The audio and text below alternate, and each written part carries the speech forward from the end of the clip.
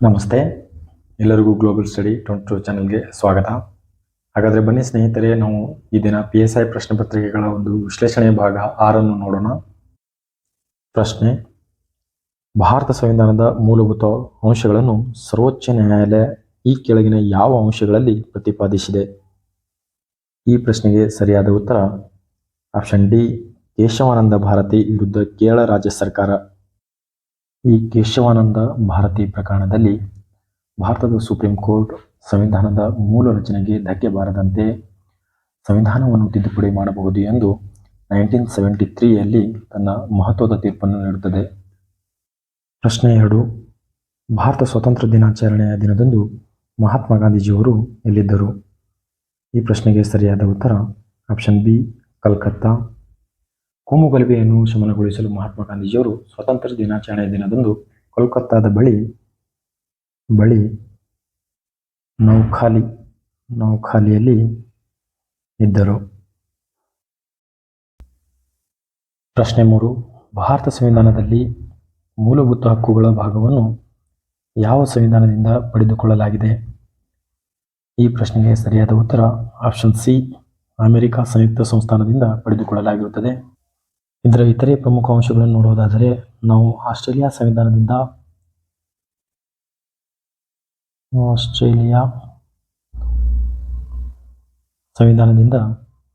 ಸಮವರ್ತಿತ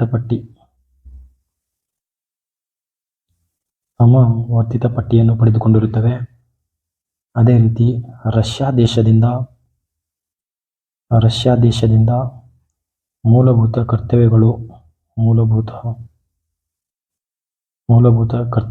ಪಡೆದುಕೊಂಡಿರುತ್ತೇವೆ. ಅದೇ ರೀತಿ ಅಮೆರಿಕ ಸಂಯುಕ್ತ ಸಂಸ್ಥಾನದಿಂದ ನಮ್ಮ ದೇಶದ ಸಂವಿಧಾನದ ಒಂದು ಪ್ರಸ್ತಾವನೆಯನ್ನು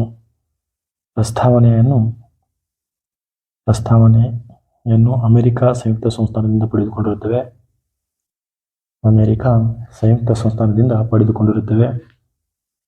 ಅದೇ ರೀತಿ ನಾವು ತುರ್ತು ಪರಿಸ್ಥಿತಿಯ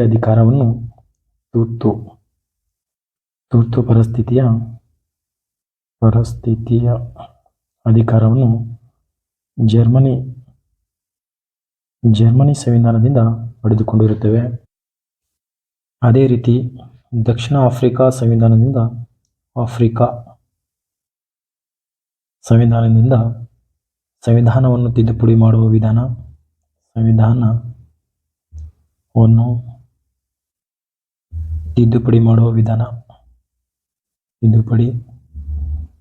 ವಿಧಾನವನ್ನು ಎರವಲಾಗಿ ಪಡೆದಿದ್ದೇವೆ. ಅದೇ ರೀತಿ ಐರ್ಲೆಂಡ್ ಸಂವಿಧಾನದಿಂದ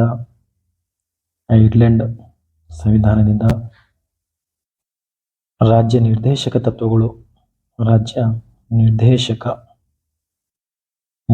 ತತ್ವಗಳನ್ನು ಎರವಲಾಗಿ ಪಡೆದಿದ್ದೇವೆ. ಅದೇ ರೀತಿ ಇಂಗ್ಲೆಂಡ್ ಸಂವಿಧಾನದಿಂದ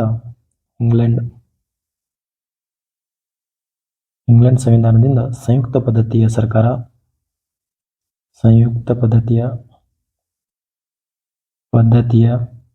ಸರ್ಕಾರ ಮತ್ತು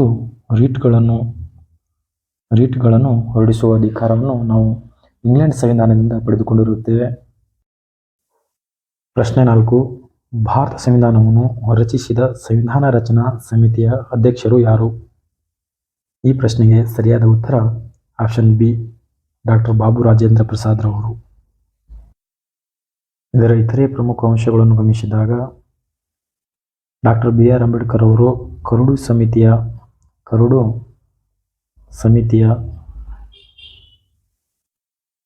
ಅಧ್ಯಕ್ಷರಾಗಿರುತ್ತಾರೆ.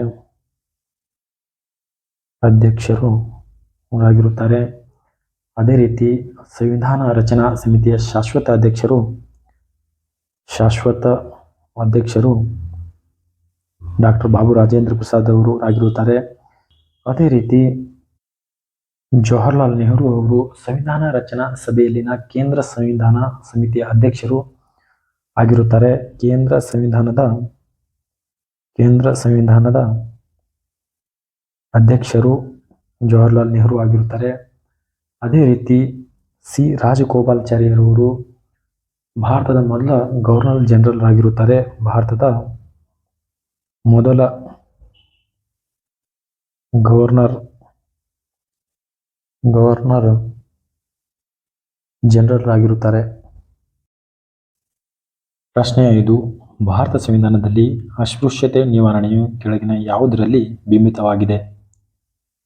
ಈ ಪ್ರಶ್ನೆಗೆ ಸರಿಯಾದ ಉತ್ತರ ಆಪ್ಷನ್ ಎ, ಸಮಾನತೆಯ ಹಕ್ಕು. ಭಾರತ ಸಂವಿಧಾನದಲ್ಲಿ ಒಟ್ಟು 6 ಮೂಲಭೂತ ಹಕ್ಕುಗಳನ್ನು ನಾವು ಕಾಣುತ್ತೇವೆ. ಅದರಲ್ಲಿ ಮೊದಲನೆಯದಾಗಿ ಸಮಾನತೆಯ ಹಕ್ಕಾಗಿದ್ದು, ಇದು ಸಂವಿಧಾನದ ವಿಧಿ 14ರಿಂದ 18ರವರೆಗೆ ಸಮಾನತೆಯ ಹಕ್ಕು ಇರುತ್ತದೆ. ಈ ವಿಧಿಗಳನ್ನು ನೋಡುವುದಾದರೆ ಸಮಾನತೆಯ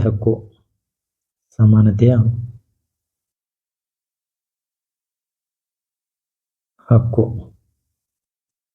ಇವು ನಮಗೆ ಸಂವಿಧಾನದ 14ನೇ ವಿಧಿಯಿಂದ 18ರವರೆಗೆ ಇರುತ್ತದೆ. ಮೊದಲನೇ ವಿಧಿ ನೋಡುವುದಾದರೆ 14ನೇ ಸಂವಿಧಾನದ ವಿಧಿಯು ಕಾನೂನಿನ ಮುಂದೆ ಎಲ್ಲರೂ ಸಮಾನರು ಎಂದು ಹೇಳುತ್ತದೆ. ಅದೇ ರೀತಿ 15ನೇ ವಿಧಿಯು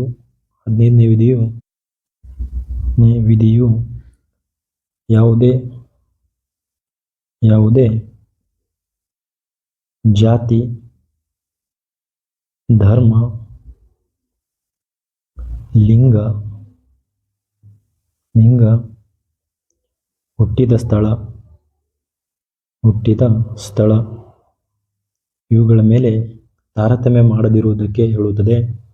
ಅದೇ ರೀತಿ 16ನೇ ವಿಧಿಯು ಸಾರ್ವಜನಿಕ ಹುದ್ದೆ ಪಡೆಯಲು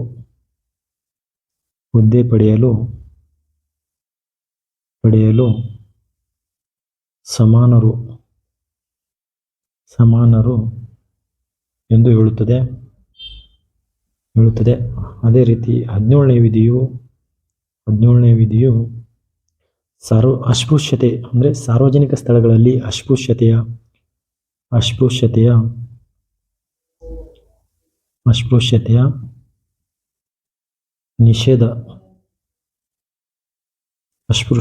ನಿಷೇಧದ ಕುರಿತು ಹೇಳುತ್ತದೆ. ಅದೇ ರೀತಿ 18ನೇ ವಿಧಿಯು ಬಿರುದು ಬಾವಲಿಗಳ ರದ್ದತಿ ಕುರಿತು ಹೇಳುತ್ತದೆ. ಪ್ರಶ್ನೆ 6. ಮುಸ್ಲಿಂ ಲೀಗ್ ಪ್ರಥಮ ಬಾರಿಗೆ ಪ್ರತ್ಯೇಕ ಪಾಕಿಸ್ತಾನ ಬೇಡಿಕೆಯನ್ನು ಮುಂದಿಟ್ಟುದು ಯಾವ ವರ್ಷದಲ್ಲಿ? ಈ ಪ್ರಶ್ನೆಗೆ ಸರಿಯಾದ ಉತ್ತರ ಆಪ್ಷನ್ ಬಿ, 1940ರಲ್ಲಿ.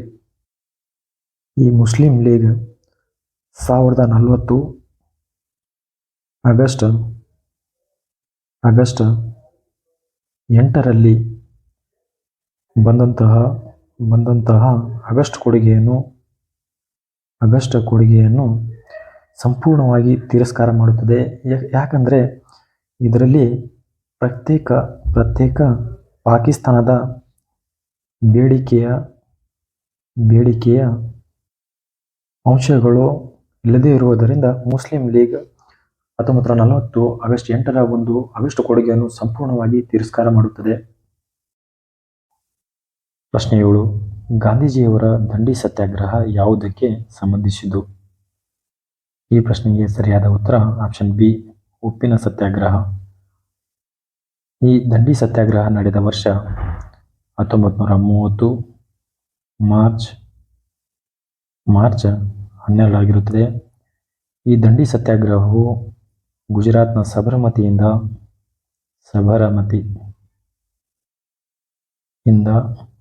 ಗುಜರಾತ್ನ ದಂಡಿಯವರೆಗೆ ಸಾಗುತ್ತದೆ.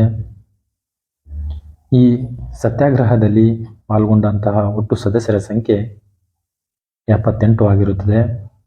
ಈ ದಂಡಿ ಸತ್ಯಾಗ್ರಹದಲ್ಲಿ ಭಾಗವಹಿಸಿದ ಏಕೈಕ ಕನ್ನಡಿಗರು ಮೈಲಾರ ಮಹದೇವಪ್ಪ. ಇವರು ಕರ್ನಾಟಕದ ಹಾವೇರಿ ಜಿಲ್ಲೆಯವರು. ಹಾವೇರಿ ಜಿಲ್ಲೆಯವರು. ಈ ಸತ್ಯಾಗ್ರಹದ ಮುಖ್ಯ ಉದ್ದೇಶ ಪೂರ್ಣ ಸ್ವರಾಜ್ಯ ಪಡೆಯುವುದು ಅಥವಾ ಉಪ್ಪಿನ ಮೇಲಿನ ತೆರಿಗೆಯನ್ನು ರದ್ದುಗೊಳಿಸುವುದಾಗಿರುತ್ತದೆ.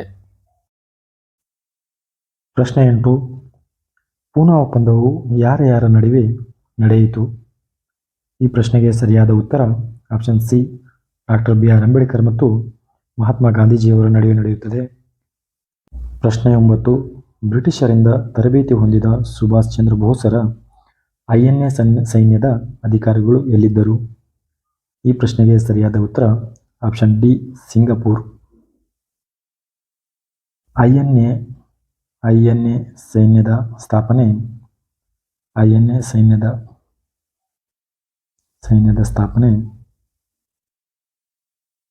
ಸ್ಥಾಪನೆ 1942 ಸೆಪ್ಟೆಂಬರ್ 1 ಆಗಿರುತ್ತದೆ. ಅದೇ ರೀತಿ INA ಸೈನ್ಯದ ಸ್ಥಾಪಕರು ಮೋಹನ್ ಸಿಂಗ್. ಅದೇ ರೀತಿ INAಯ ಮರುನಾಮಕರಣ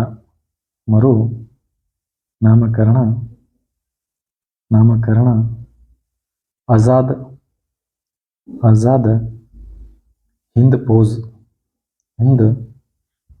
ಫೌಜ್. ಅದೇ ರೀತಿ INA ಸೈನ್ಯದ ಮಹಿಳಾ ಮುಖ್ಯಸ್ಥರು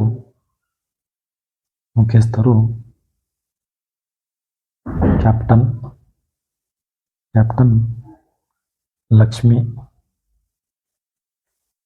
ಲಕ್ಷ್ಮಿಯವರು ಆಗಿರುತ್ತಾರೆ.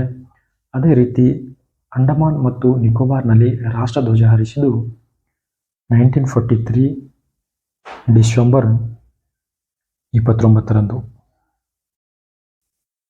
ಪ್ರಶ್ನೆ 10. ಕ್ರಿಪ್ಸ್ ರಾಯಭಾರಿಗಳು ಭಾರತದ ಯಾವ ವೈಸ್ರಾಯ್ ರಾಜಪ್ರತಿನಿಧಿಗೆ ಭೇಟಿ ಮಾಡಿದರು? ಈ ಪ್ರಶ್ನೆಗೆ ಸರಿಯಾದ ಉತ್ತರ ಆಪ್ಷನ್ ಸಿ, ಲಾರ್ಡ್ ಲಿಥೋಗೋ. ಕ್ರಿಪ್ಸ್ ಆಯೋಗವು ಭಾರತಕ್ಕೆ ಭೇಟಿ ನೀಡಿದ ವರ್ಷ 1942 ಆಗಿರುತ್ತದೆ. ಈ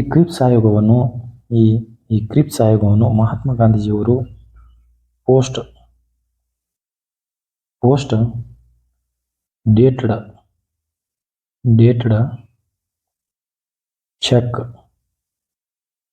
ಚೆಕ್ ಎಂದು ಕರೆದವರು. ಕ್ರಿಪ್ಸ್ ಆಯೋಗವನ್ನು ವಿರೋಧಿಸಿ ನಡೆದ ಚಳವಳಿ ಭಾರತ ಬಿಟ್ಟು ತೊಲಗಿ